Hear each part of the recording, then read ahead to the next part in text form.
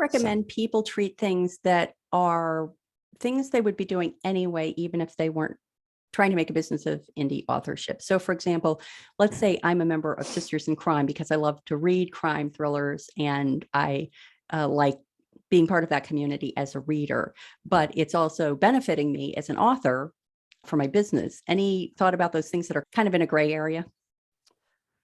What I like to do is something called cost allocation. And what that means is that I take those costs that are not directly tied to production of a title, and I split them out across all my titles. So if I have an ally membership for $120 a year and I have 12 titles, then I would assign $10 worth of that cost across my titles.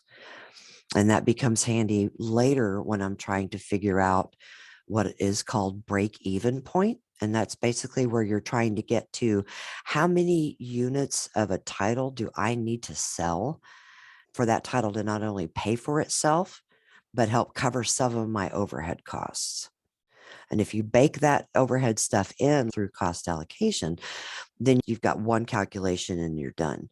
You can actually even go further. And for example, my first in series in my mystery thriller set, I've got an ebook, I've got a large print, I've got a paperback, and I've got an audiobook.